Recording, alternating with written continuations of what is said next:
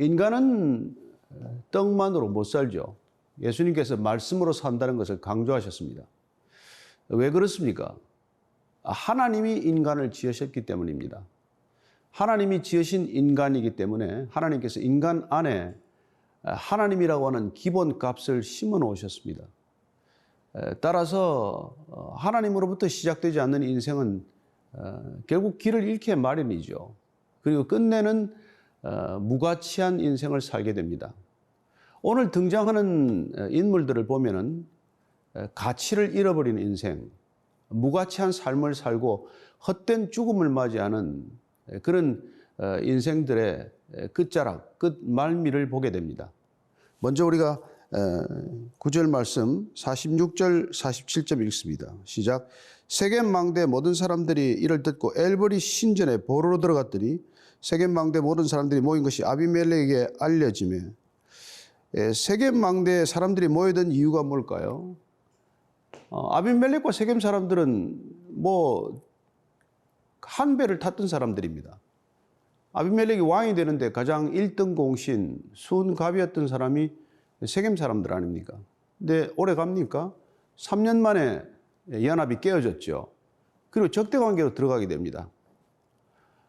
적대 관계로 들어가자 아비멜렉은 그들을 마치 사냥하듯 도륙하기 시작을 합니다. 정말 끔찍한 일이 벌어진 것이죠. 그래서 이 사람들이 지금 망대 안으로 숨어든 것입니다. 안전하다고 찾아간 곳이 어디입니까?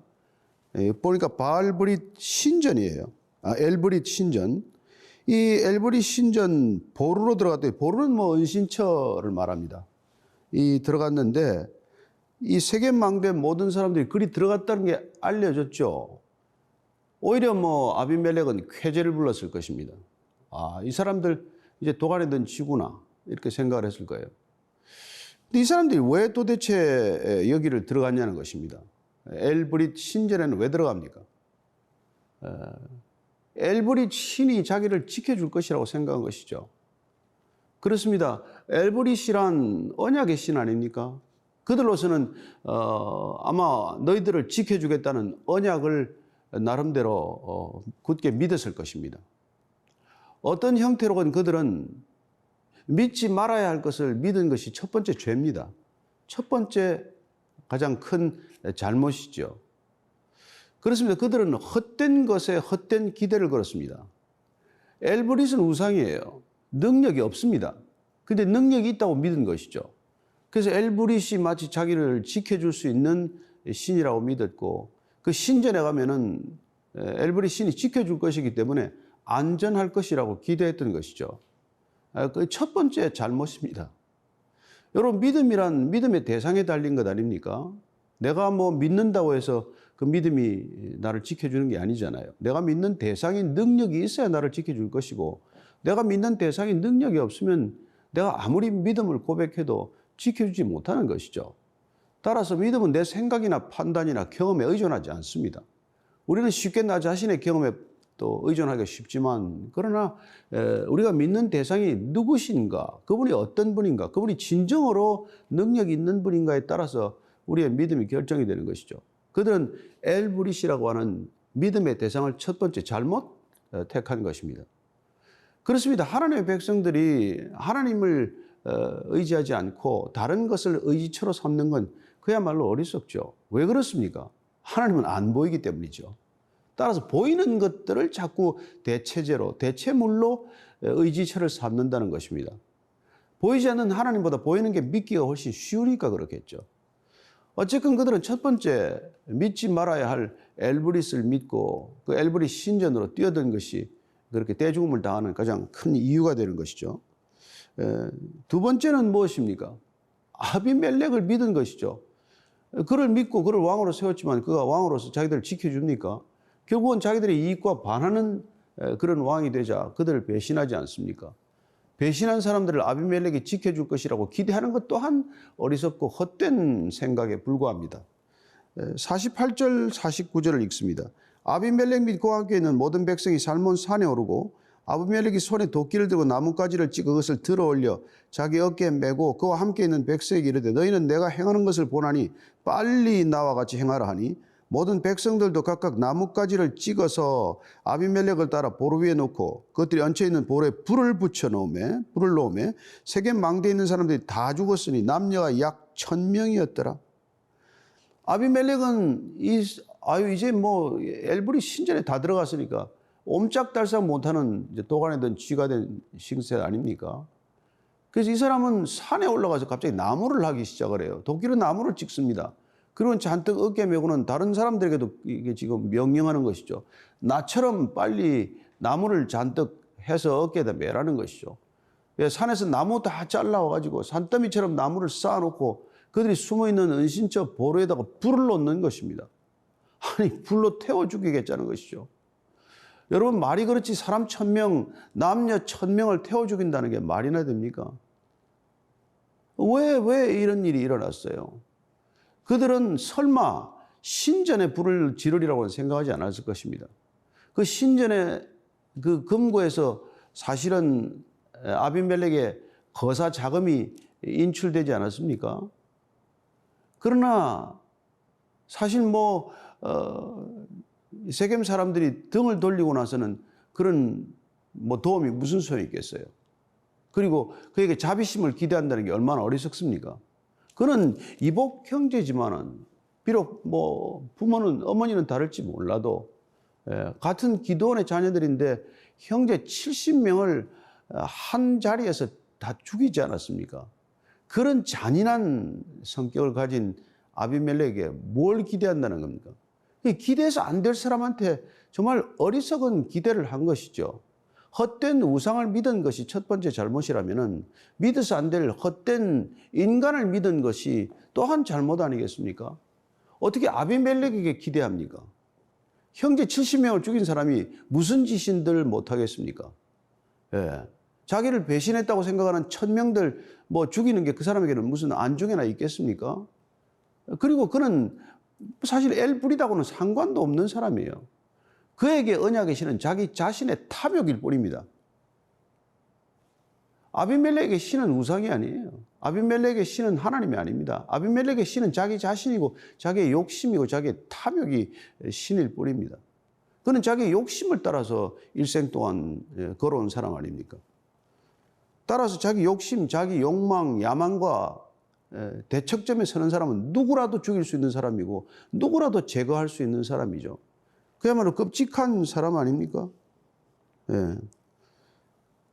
그냥 신전에 숨어 있는 사람들, 그 사람들이 무슨 병사들입니까? 전쟁을 하겠다는 사람들입니까? 그냥 생명을 좀 보존하겠다고 숨어든 사람들 아닙니까? 무슨 무기를 가지고 저항을 하는 사람들입니까? 어떻게 그런 사람들을 그렇게 죽일 수 있냐는 것이죠. 한때 그래도 자기를 도왔던 사람들이고 한때 자기를 왕으로 세우는데 큰 공을 세웠던 사람들인데 이렇게 무참하게 죽이고 마는 것을 보는 것이죠. 정말 헛되고 헛된 일 아니겠어요? 왜 이렇게 일생이 헛된 끝을 맞게 되었냐는 것입니다. 소위 왜 이렇게 헛된 죽음을 이렇게 맞게 되었냐는 것이죠. 그건 왜냐하면 헛된 것을 의지했기 때문에 그렇습니다.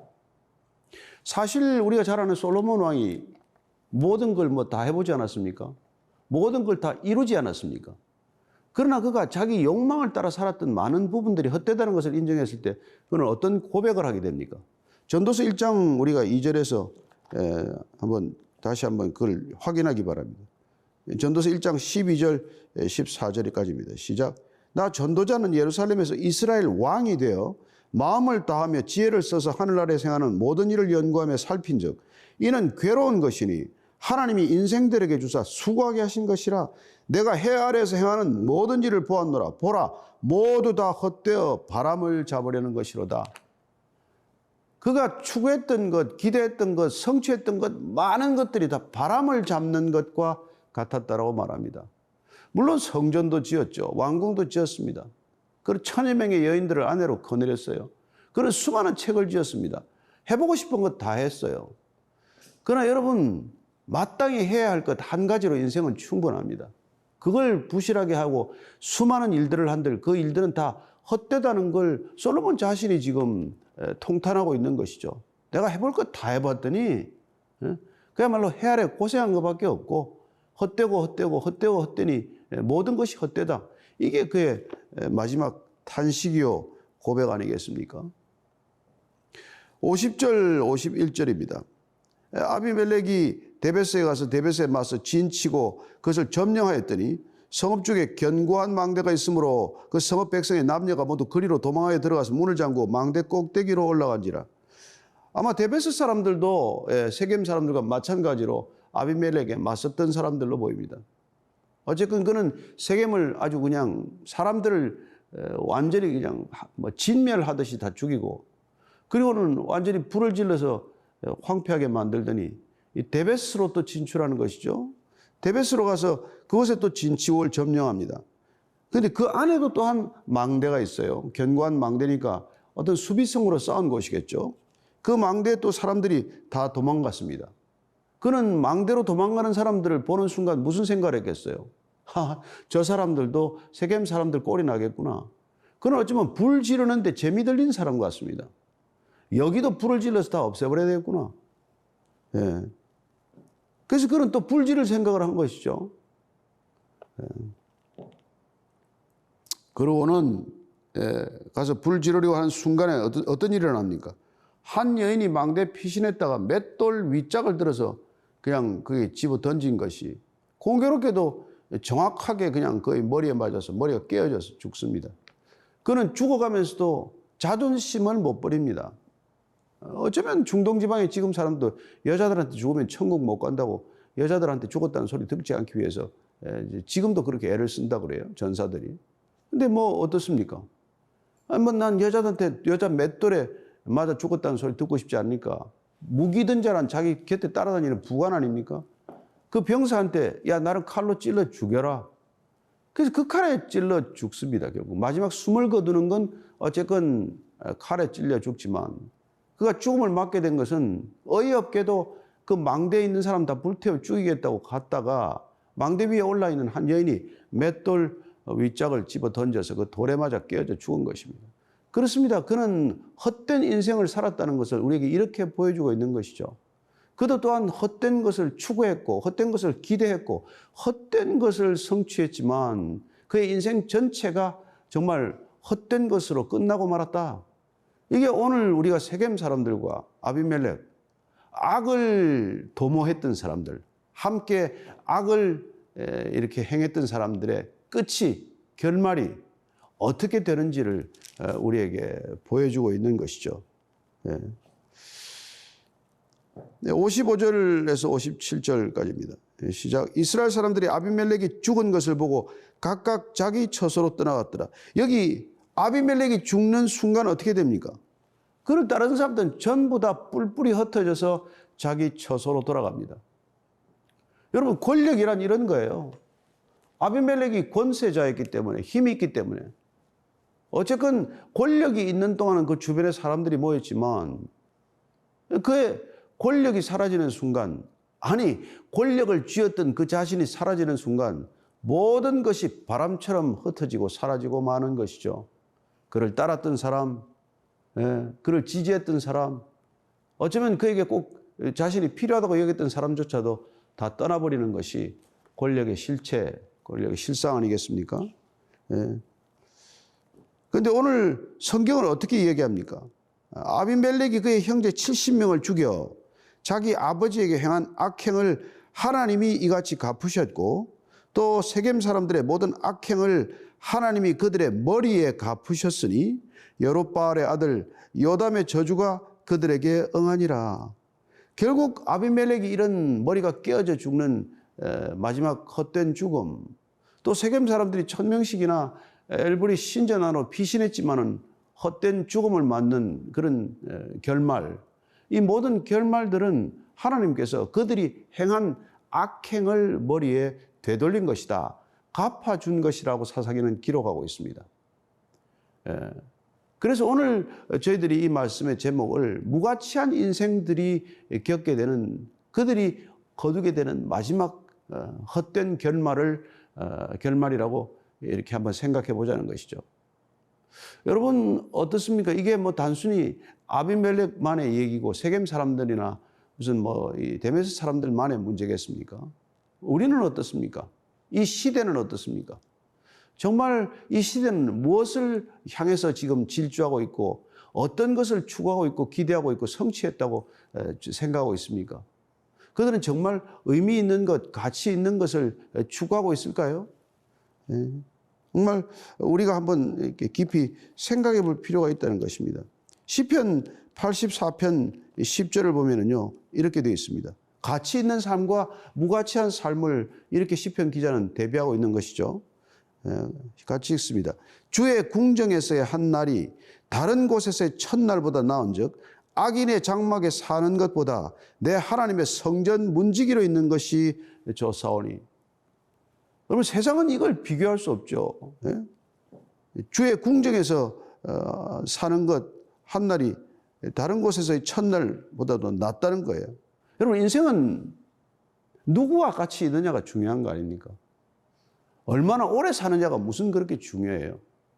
영혼을 살 수 있다면 이 땅에서 뭐 10년, 20년 더 살고 덜 살고가 뭐가 중요합니까? 따라서 누구와 있느냐고 하는 것이 우리의 가치를 결정하는 것입니다. 내가 무엇을 소유하고 있느냐가 가치라고 생각하는 것이 세상이라고 한다면 신앙이란 궁극적으로 영원한 가치를 지닌 분과 함께 하는 것이 가치의 기준이라는 것을 우리가 잘 아는 사람들이죠. 따라서 이 땅에 하나님을 모르고 가치를 안다는 것은 불가능한 일입니다. 절대적인 기준이 없이 상대적인 기준만으로 살아가는 사람들에게는 가치가 의미가 없죠. 그래서 그들은 가격 인생이 되는 것입니다. 그들은 숫자 노름에 몰입합니다. 모든 것이 숫자예요. 얼마를 가졌냐, 어느 자리까지 갔냐, 무슨 뭐 팔로워가 몇이냐, 뭐 연간 소득이 얼마냐, GDP가 얼마냐, 뭐 올해 얼마 수출하고 얼마 수입했냐, 모든 게 숫자 아닙니까? 몇 프로 성장했냐. 여러분들 그 숫자에 일생목을 메고 일생 목마르지 않아요? 숫자 때문에 울고 웃지 않습니까? 그런 인생이 되고 만단 말이에요. 그러나 여러분, 숫자 노름을 하는 게 뭐예요? 끝까지 비교하는 인생의 길로 접어들었다는 뜻입니다. 그럼 숫자를 해마다 비교하지 않아요? 아니, 매일 매 순간 비교하지 않습니까? 그래서 그렇게 비교하고는 삶에 무슨 기쁨이 있고 무슨 참된 보람이나 의미가 있겠어요. 그래서 그렇게 살아가는 사람, 이른바 내 자신이 무가치한 인생을 살고 있다는 것을 정확히 알 수 있는 이렇게 시그널이 있습니다. 내가 이런 걸 느끼면 나는 무가치한 인생을 살고 있구나. 이걸 우리가 즉각 알아차려야 한다는 것입니다. 첫째가 불안이에요. 여러분. 아니야, 이게 여러분, 비교하는 인생으로 들어가면 숫자 노름에 빠지면 안심이 없습니다. 쉼이 없습니다. 안식이 없습니다. 늘 불안해요. 두 번째, 불만입니다. 만족이 없어요. 언제까지가 만족입니까? 항상 불만이에요. 자기 자신도 불만이고 남도 불만이고, 그런 늘 우월감과 열등감 사이를 오락가락하는 사람이 되는 것이죠. 그 불만 때문에. 그리고 세 번째가 결핍감이에요. 그는 한 번도 이만하면 됐다, 충분하다고 여기지 않습니다. 뭐든지 조금 더 있어야 된다.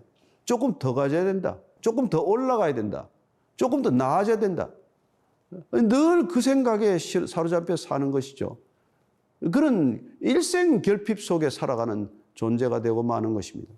그게 무가치한 삶을 사는 전형적인 증세라는 것입니다. 그러나 우리가 하나님이라고 하는 근본 가치, 기본 가치에 충실한 사람들은 여러분 늘 평안합니다. 마음에 불안이 없어요. 동요가 없습니다. 그는 늘 만족합니다. 주어진 것, 주어진 상황, 내게 있는 것으로 충분하다고 느끼기 때문이죠. 그러니 자연히 결핍감으로부터 자유합니다. 그는 늘 풍족합니다. 여유가 있습니다. 더 가졌고 또 아니고 많아서도 아니에요. 내가 함께 있는 분이 누구인지를 알기 때문에, 이 땅에 내가 하나님과 함께 더불어 존재한다는 것, 그 한 가지 사실만으로도 그는 영원한 안식 속에 이미 거하고 있는 것이고 이미 영생을 누리고 있는 사람이야말로 이 땅으로부터 진정한 자유를 누릴 수 있는 사람 아니겠어요? 그러나 오늘 보는 이 아비멜렉과 세겜 사람들과 이 시대 사람들, 하나님을 떠난 인생들의 무가치한 삶을 보십시오. 그렇게 떼죽음을 하고 헛된 죽음을 맞는 이유가 무엇이냐는 것이죠. 근데 정말 사도 바울이 얘기했던 것처럼 이거 하나님께서 왜 그러면 좀 안 구해줍니까? 그렇게 1000명씩 떼주고 마는 거 하나님 좋으십니까? 아니 좀 살려주면 안 됩니까? 그러나 오늘 말씀은 분명히 그들의 악행을 그들의 머리로 갚으셨다고 말합니다. 하나님께서 일부러 뭐 불을 지르셨습니까? 하나님께서 나무를 하셨습니까?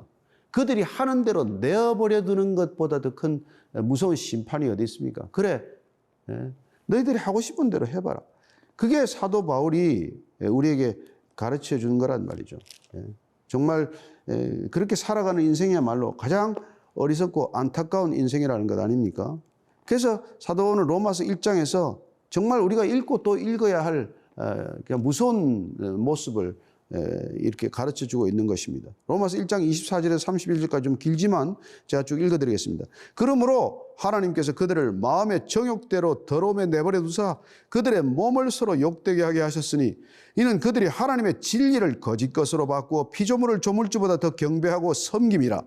주는 곧 영원히 찬송할리시로다. 아멘. 이 때문에 하나님께서 그들을 부끄러운 욕심에 내버려 두셨으니 곧 그들의 여자들도 순리대로 쓸 것을 바꾸어 영리로 쓰며 그와 같이 남자들도 순리대로 여자 쓰기를 버리고 서로 향하여 음욕이 부릴 듯하며 남자가 남자와 더불어 부끄러운 일을 행하여 그들의 그릇 때문에 상당한 보응을 그들 자신이 받았느니라. 또한 그들이 마음에 하나님 두기를 싫어하며 하나님께서 그들을 그 상실한 마음대로 내버려 두사 합당하지 못한 일을 하게 하셨으니 곧 모든 불의, 추악, 탐욕, 악의가 가득한 자요 시기, 살인, 분쟁, 사기, 악독이 가득한 자요 수군수군하는 자요 비방하는 자요 하나님께서 미워하시는 자요 능욕하는 자요 교만한 자요 자랑하는 자요 악을 도모하는 자요 부모를 거역하는 자요 우매한 자요 배약하는 자요 무정한 자요 무자비한 자라. 여러분 지금 사도 바울은 2000년 전에 그 당시의 시대상을 보고 얘기한 겁니다. 그러나 지금 우리가 읽는 우리로서는 어떤 느낌이 듭니까? 이 시대를 보고 얘기하는 것과 뭐 다르다고 생각이 드십니까? 바로 이 시대를 향한 시대상을 기록하고 있는 것이라고 생각이 들 정도 아닙니까? 왜 그렇습니까? 왜 2000년 전의 시대와 지금 이 시대는 하나도 다르지 않습니까? 악의 본질이 동일하기 때문입니다.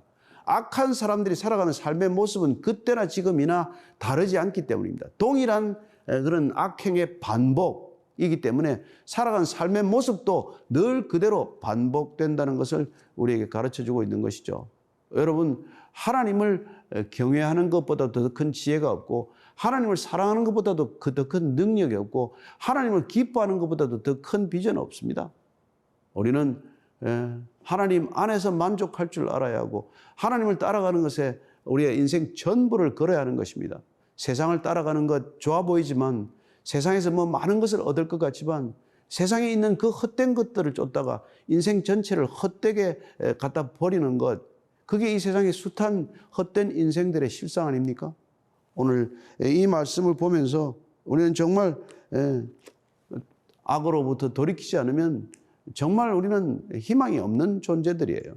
여러분 이게 뭐 악행을 버리라 이건 도덕적 교훈이 아닙니다. 단순히 윤리적 권면이 아니에요. 왜 악을 그토록 버리라고 합니까? 왜 하나님께로 돌이키라고 말합니까? 우리가 악을 다룰 능력이 없기 때문이에요. 우리가 악을 이길 능력이 없는 사람들입니다. 따라서 우리는 하나님께로 돌이켜서 하나님께로 도피하지 않으면 하나님 품에 뛰어들지 않으면 우리는 그냥 자연스럽게 악에 떠밀려가고 악에 흘러가는 것을 그냥 뗏목 흘러가듯 나무 흘러가듯 흘러가는 존재가 되고 마는 것이죠. 그래서 에스겔서는 이렇게 우리에게 일러주고 있습니다. 에스겔서 18장 30절 말씀 읽고 정리하도록 하겠습니다.